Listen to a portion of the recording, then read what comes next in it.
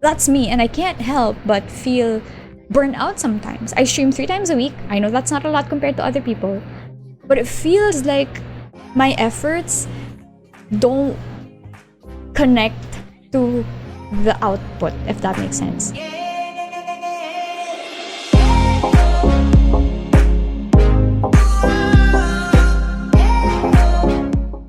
I'm telling you guys, I don't consider myself a big streamer, and I think we all have the same insecurities and the same.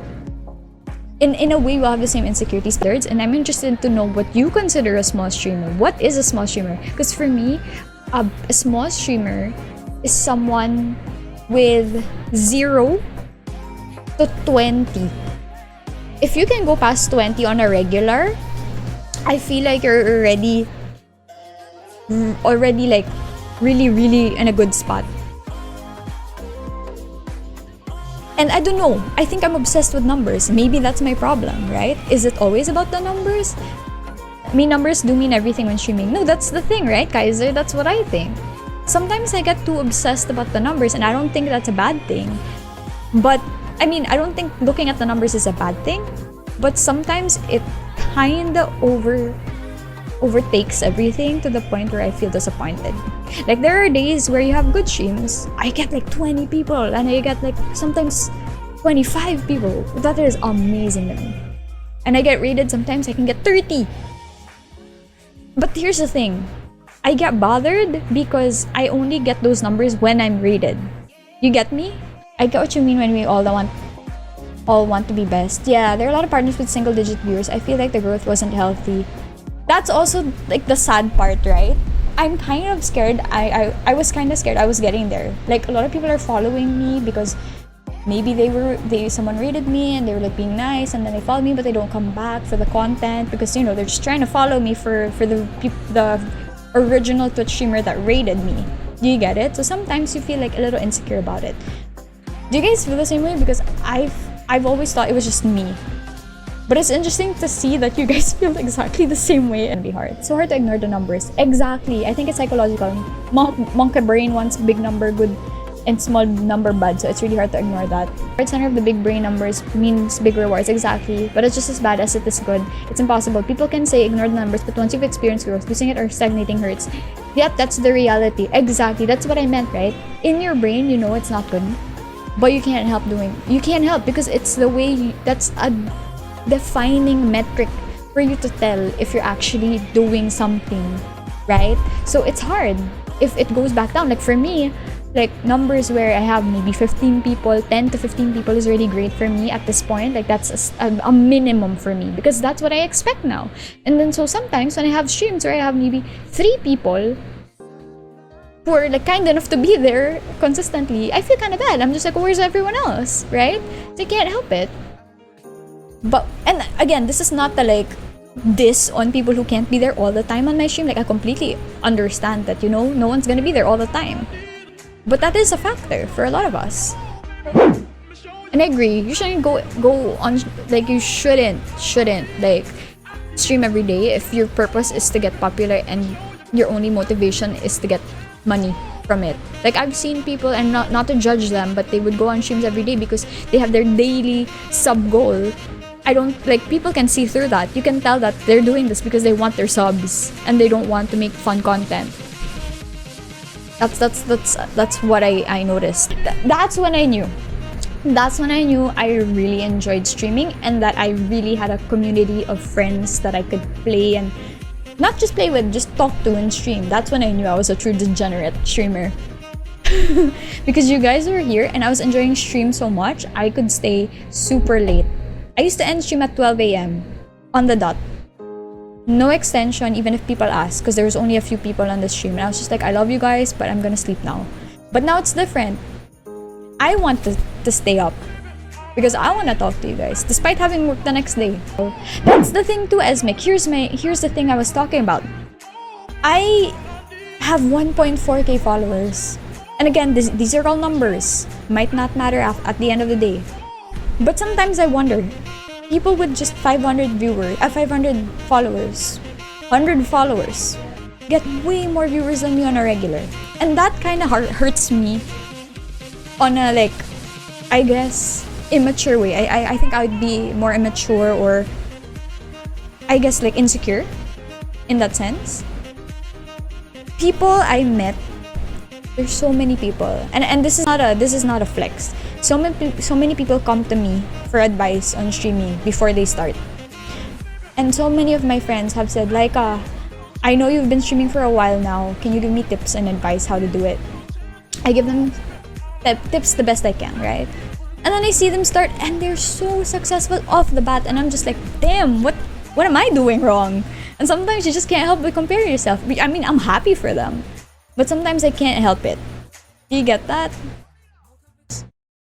Because other people that are small, I've seen top tier quality, but not a big audience. What is it that makes them different, right? That's the secret sauce that I keep looking for. And I gotta admit, the whole thing that makes me a little bit burnt out, part of the factor that makes me burn out, is the fact that you put so much effort into these streams. Like me right now, right? I try to be consistent 3 times a week. If I can't make it to one day, even though I'm tired, I'm gonna push another day because I want to be consistent. I want to be there for you guys, and I want to be someone who you can watch and entertain you guys on a regular.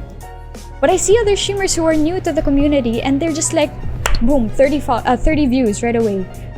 Like 30 people on their stream I started a month ago, and then all of a sudden the next month 50 viewers. Give it 6 months, I know someone who's exactly like this. Oh my god. Now they have like 100 followers. 100 viewers in their streams. I'm guilty of that. Part of my burnout is comparing myself to my friend who started the same time as me, and now he has 500 plus followers. He streams Genshin a lot. See, that's what I'm saying, Kaiser. That's exactly what I'm saying. I stopped watching people who do better for my mental health. It's not that I don't want to support them.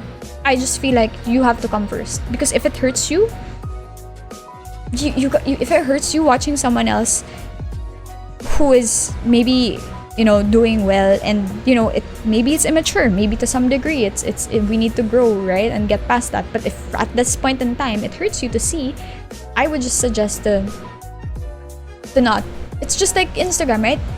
Things are not as they seem sometimes on Instagram, and it hurts you to see sometimes people looking better, having a better life, and you can't help but compare, so you just unfollow. And I think it helps me. Like, you know, it's like, how do you change up the content? How do you keep people coming back? Exactly. Right? Whereas like for Twitch, right, we can play a different game, we can add new overlays, we can add new commands, we can you know, host like you're doing a talk show. Yeah. Right. And there's a lot to do. With that, like there's so much more variety and ability to curate our community members. Like at that moment you're playing it, you might, but unlikely.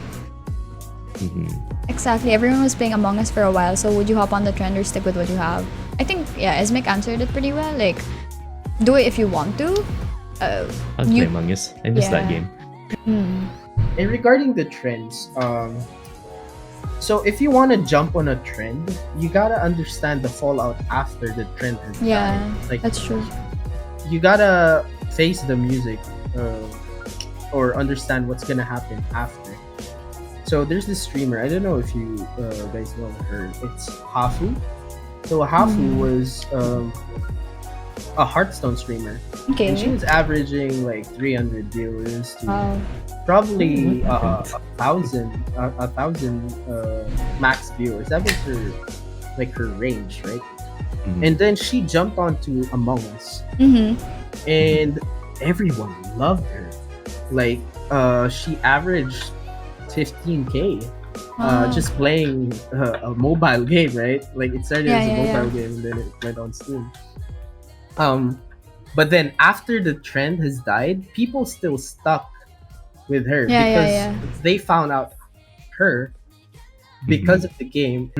I mean, okay, so I would say jumping on trends really only has an upside. Yeah. Like jumping on a trend isn't going to lose you followers for the most part. So, I mean, you can trend chase. I think that would be a perfect way, or not really a perfect way, but a valid way to get started. You could totally trend chase. The only thing is, like, you are competing with really large quantities of streamers. Saturated. And yeah, it's going to be very hard. Right? Like, Wait, a tip that I do is I rewatch every single stream that I do and take notes on things that went well and things that didn't. If I can't even watch my own stream back, I can't expect others to. Wow, that's interesting. Wait, so what about it what do you consider not good? Right? Like, what part of the stream do you look back on and say, this isn't good, or this is great? Like, what is your standard? What are you looking for in particular to consider something as good and something as bad, right? I could assume like tech stuff. I do that all the time. My tech stuff's scuffed. I can definitely improve that. But like, what about the content? Like, what is your standard? So I was asking about what makes some content good, what makes content bad. Kazem says, for me, I imagine I'm watching someone else's stream, and if even for a moment I turn away or become uninterested, I ask myself why that is the case. Maybe it's because I haven't read my chat in a while, or because I'm talking about something that is too specific or boring. Sorry. Okay. Okay, go. Because you have to maintain a lot of social, so like Twitter, Instagram, exactly. TikTok, because that's what everyone likes now. That's where people find you. No, I used to just post on Facebook. My Facebook, that's it. And then my Discord, and that's it. And then kinapalan ko mukha ko. Like, I was shy before to post on other channels, but I did it. I made an Instagram specifically for my streams. I posted on Twitter. Twitter was dead for me for a while, but I went back to it. I made a TikTok specifically for gaming.